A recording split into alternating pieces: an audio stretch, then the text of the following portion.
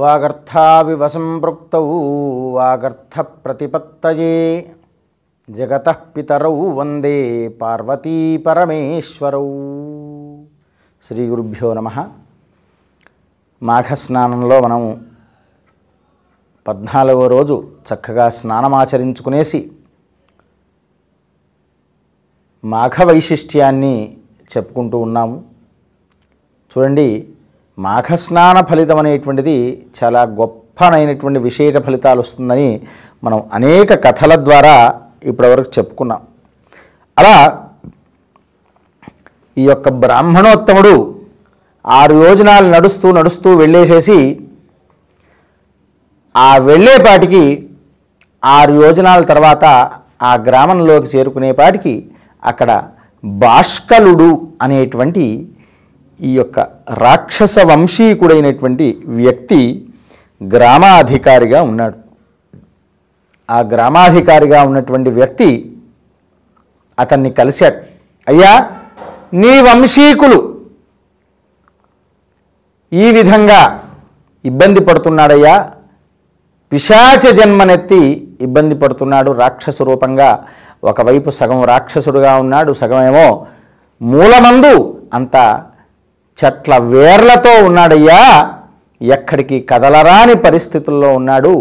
ఆయనకు మోక్ష సంప్రాప్తి కలిగించాలి అంటే నీ వల్లనే సాధ్యమవుతుందయ్యా అని అన్నాడు. అయ్యో, నేను సాధారణమైనటువంటి ఒక గ్రామాధికారిని, నాకేమీ తపస్సంపన్నుడను కాదు, ఏ దాన ధర్మాదులు కూడా నేను ఎరగను, నా చెంత ఏమున్నదని, ఏమి చేయగలనని చెప్పండి అయ్యా మహానుభావ అని అడిగాడు. మిమ్మల్ని చూస్తున్నట్లయితే మీరు గొప్ప పండితోత్తముల్లాగా కనబడుతున్నారు, చక్కని శ్రౌతులుగా ఉన్నారు. ఈ మాఘస్నానం అనేటువంటిది నిన్ననే మాఘస్నానం గురించి విన్నాను, అదేదో మనం ఆచరిద్దామో లేదో అని నేను అనుకుంటూ ఉన్నాను. కానీ మీరు ఇంతలోనే మీ యొక్క దర్శన భాగ్యం అనేది కలిగింది కనుక చెప్పండి, వారికి నేను నా వల్ల విముక్తి కలుగుతుందన్నారు. నాతో అయినటువంటి సహాయం నేను తప్పకుండా చేస్తాను. ఆయన ఎప్పుడో నా ముత్తాతగారో ఏదో వంశంలో ఉండవచ్చు, సరే ఆయన చేసినటువంటి పాపము పుణ్యము ఫలితంగా నా వల్ల ఆ పాప పరిహారం కలిగిపోతుందంటే తప్పకుండా చేస్తామయ్యా అన్నాడు. అంటే అప్పుడు చెప్పాడు, నువ్వు ఇందాకే చెప్పావు కదా మాఘస్నానము అని అన్నావు కదా, మాఘస్నానం అనేటువంటిది చాలా గొప్ప ఫలితం అనేటువంటిది ఇస్తుంది నాయన. అందులో రేపు వచ్చేటువంటిదే మాఘ పౌర్ణిమ. ఈ మాఘ పౌర్ణిమ రోజు ఎంత గొప్పగా స్నానమాచరించుకుంటూ ఉంటారో ఎవరైతే, అలాంటి వారికి తప్పకుండా నెలలో ఒక్కరోజు మాఘ పౌర్ణిమ రోజు స్నానమాచరించిన వారికి మాఘ స్నానము పూర్తిగా చేసిన ఫలితమైనా లభిస్తుందయ్యా.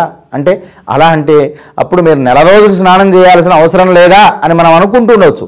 కాదయ్యా, కనీసం వీలు పడినటువంటి వారు ఆ విధమైన ఫలితాలు పొందాలి.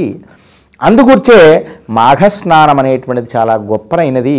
ఈ మాఘస్నానం రోజు స్నానం ఆచరించుకొని మాఘ పౌర్ణిమ రోజు సూర్యోదయాత్ పూర్వమే మనము ఆచరించుకొని చంద్రుడు కనబడుతూ ఉంటున్నాడనగానే, అంటే సూర్యోదయాతు దాదాపుగా ఒక 2 గంటల ముందుగానే మనం వెళ్ళి బ్రాహ్మీ ముహూర్తం అంటుంటారు, అంటే ఆ చంద్రుని యొక్క కిరణాదులు వెళ్ళిపోతూ ఉంటుండగా ఆ కిరణాదులు నీటిపై ఉండటం వల్ల ఆ ప్రభావం వల్ల మనకు దాని స్నాన ఫలితం అనేటువంటిది కలుగుతుందయ్యా. అది చాలా గొప్ప విశేషమైనటువంటిది కనుక ఈ విధమైన ఫలితం అనేటువంటిది మనము నీవు పొందినట్లయితే మాఘ స్నానం వల్ల నీవు చేసుకున్న పాప పరిహారం అవుతుంది. ఆ తరువాత వారికి ఏ విధమైన పాప పరిహారం చేయాలో చెప్తాను నాయన అని అన్నాడు. ఎందుకూర్చంటే చంద్రకిరణాలు, చంద్రుడు మనఃకారకుడు, ప్రశాంతుడైనటువంటి వాడు. అందుకే చెప్పారు మనకు వేదంలో, చంద్రమా మనసో జాతః చక్షో సూర్యో అజాయత అన్నారు. మనఃకారకుడైనటువంటి చంద్రుడు కనుకనే అతను గొప్పనైనటువంటి ఈ యొక్క మనకు కిరణాదులు ప్రశాంతమైనటువంటివి ప్రసాదించడం వల్ల, ఆ కిరణ సౌజన్యము నీటి యందు పడటం వల్లనే మనకు శరీరంలో కలిగేటువంటి సర్వ విధాలైనటువంటి పాప పరిహారం. ఆ విధంగానే వెంటనే సూర్యోదయం అవగానే సూర్యభగవాను దర్శించుకోవడం, ఇలాంటివి రెండూ జరగడం వల్లనే మనకు సంపూర్ణమైనటువంటి పాప పరిహారం అనేది పోరుతుందయ్యా అని చెప్పారు. కనుక నీవు వెంటనే వెళ్ళి మాఘ స్నానం అనేటువంటిది మాఘ పౌర్ణిమ రోజు ఆచరించు. ఒకవేళ వీలు పడితే మాఘ పౌర్ణిమ రోజు సముద్ర స్నానం చేస్తే ఎన్నో జన్మల యొక్క పాపం అనేటువంటిది పరిహారం అవుతుందయ్యా అన్నాడు. అయ్యా ఇక్కడ దగ్గరలో అయితే ఏమీ లేదు, ప్రయాగ నదిలో స్నానం చేస్తే మరింత ఫలితం వస్తుందయ్యా, లేదా నది స్నానం అన్నా చేయు. అది కూడా వీలు పడినట్లయితే హరగంగే శివగంగే అంటూ చివరకు ఆ గంగానదిని స్మరించుకొని ఇంటి అందైనా మాఘస్నానం సూర్యోదయాత్ పూర్వమన్నా నీవు చేయటం వల్ల గొప్ప ఫలితం ఇస్తుందయ్యా అని చెప్పాడు.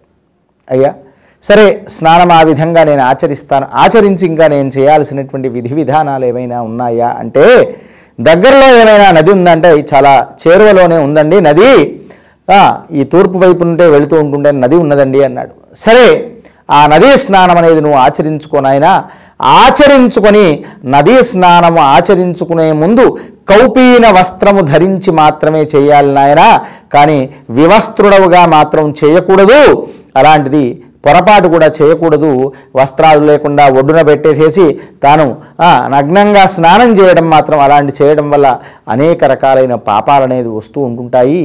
కనుక నదీ స్నానం అనేది కౌపీనంగా కట్టుకొని చేయాలి నాయన. ఆ విధంగా చేయు.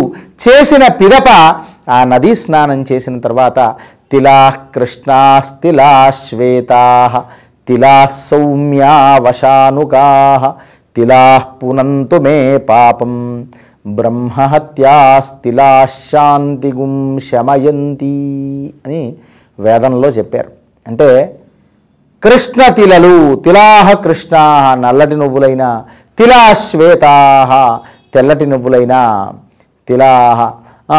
తిలా కృష్ణాస్ తిలా శ్వేత తిలా సౌమ్య గోధుమ రంగులో ఉండేటువంటి నువ్వులైన, వశానుగా తిలా పునంతుమే పాపం. ఒక బ్రాహ్మణోత్తమునకు ఒక రావి పళ్ళెంలో నీవు నువ్వులు వేసి అక్కడ లక్ష్మీనారాయణ ప్రతిమ పెట్టి వారికి నమస్కారం చేసుకోనాయనా, ఇచ్చి దానం ఇవ్వవయ్యా అని అన్నాడు. అయ్యా నాకొక్క అనుమానమండి అన్నారు. అయ్యా ఈ నువ్వులు ముట్టుకుంటే శని వెంటబడుతుంది అంటుంటారు, ఇది నిజమేనా అని అడిగాడు. అది చాలా పొరపాటు నాయన. నువ్వులంటే శని ఒకటే కాదు, నువ్వులు తినడం వల్ల కానీ, నువ్వులు దానం చేయడం వల్ల కానీ, హవనాదుల్లో వాడటం వల్ల కానీ అందుగుర్చే పాప పరిహారం అనేటువంటిది కలుగుతుందని తిలా పునంతు మే పాపం, బ్రహ్మహత్యా పాపం లాంటిది పాపం అనేటువంటిది పోతుందయ్యా. కనుక ఈ తిలలు దానం చేయాలయ్యా.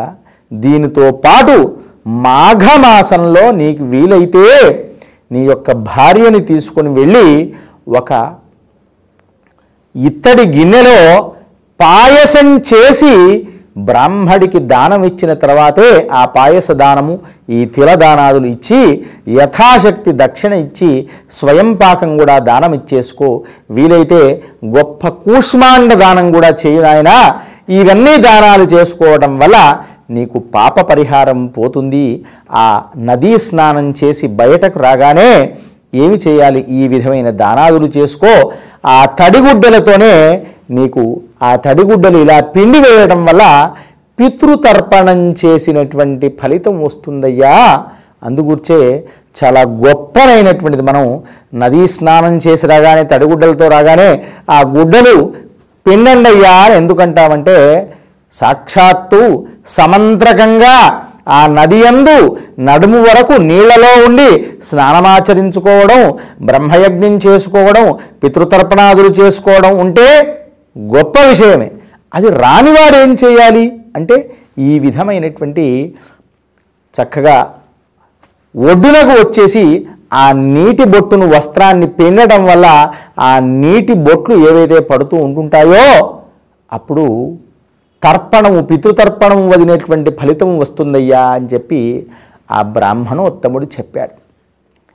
అయ్యా తండ్రి బతికున్నట్లేని వాడి పరిస్థితి ఏమిటి అంటే, అలాంటి వారికి యోగ్యత లేదు కదా అంటే, మీ తాతగారిని ముత్తాతల గారులకు కూడా ఆ ఫలితం వస్తుంది. తండ్రి బతికున్నా వారిని స్మరించుకోవటం వల్ల చాలు, ఈ యొక్క దానం చేస్తే చాలు, నీకు ఆయనకు మోక్ష సంప్రాప్తి కలుగుతుందయ్యా అని చెప్పాడు. సరే అని చెప్పేసి ఆ విధంగా ఈ మాఘస్నానం వల్ల చాలా పాప పరిహారాలు దానాదులన్నీ కూడా చేసుకోవడం వల్ల గొప్ప వంశీకుడు అవుతావయ్యా, ఇక నుండైనా నీవు దాన ధర్మాదులు చేసుకోవయ్యా అంటే సరే అని చెప్పేసి తప్పకుండా ఆచరించుకుంటాను నాయన అని చెప్పేసి అప్పుడు మొదలుపెట్టేశాడు. ఈ విధంగా మాఘస్నాన ఫలితాన్ని ఆచరించుకొని ఆ మాఘ పౌర్ణిమ రోజు ఇలా ఆచరించుకోవడం వల్ల ఆ పిశాచికి మోక్ష సంప్రాప్తి కలిగిందట. ఇలా ఇతను పితృతర్పణం వదలడం వల్ల అందుకూర్చే ఎందుకంటారయ్యా అంటే పితృతర్పణం వదలడానికి వంశోద్ధారకుడు ఒక కుమారుడు అనేటువంటి వాడు ఉండాలయ్యా. పితృకర్మ అనేటువంటిది చాలా గొప్పనైనటువంటి కర్మ. అది ఎవరైతే ఆచరిస్తూ ఉంటుంటారో ఉద్ధరేత్ సప్తగోత్రాని కులమేకోత్తరం శతం అని చెప్పారు. 100 ఏళ్ల వరకు, 100 ఏళ్ళు 101 సంవత్సరాలు దాటేంత వరకు కూడా దాని యొక్క ఆ వంశము యొక్క వైశిష్ట్యము గొప్ప అనేటువంటిది ఉంటుందయ్యా. అందుగురించి మానవ జన్మ ఎత్తాము అంటే కనీసం దానము, ధర్మము, జపము, తపస్సు ఇలాంటివి పుణ్యకర్మ అనేది కొంతైనా చెయ్యాలయ్యా అని ఇన్ని విషయాలు చెప్పేపాటికి ఇలా ఆ యొక్క బ్రాహ్మణోత్తముడు గ్రామాధికారిగా చెప్పడం వల్ల ఆ గ్రామాధికారి ఆ రాక్షస వంశీకుడైనటువంటి భాష్కలుడు అనేటువంటి ఆ గ్రామాధికారి చెప్పినవన్నీ కూడా తూచా తప్పకుండా ఆచరించాడు. ఆచరించడం చేత ఆ రాక్షసునికి మోక్ష సంప్రాప్తి కలిగింది. చూసావా దిలీప మహారాజా, ఇన్ని విషయాలు చెప్పాను చూడు, నీకు మాఘ పురాణంలో ఎన్ని వైశిష్ట్యాలు ఉన్నాయో చూడవయ్యా అని చక్కగా చెప్పాడు. అలా మాఘస్నానం అనేటువంటి చాలా గొప్ప ఫలితం వస్తుంది. రేపు మహామాఘి అంటారు, మాఘ పౌర్ణమి. అది ఇందాక చెప్పాను. మాఘస్నానం అనేది ఆచరించుకోవాలి, విశేషించి తిలదానాదులు చేసుకోవాలి, ఆ తర్వాత పాయసదానం చేసుకోవాలి. అది ఇంకా ఏమి చేయాలనేది మరుసటి రోజు కథలో మనం చెప్పుకుందాం.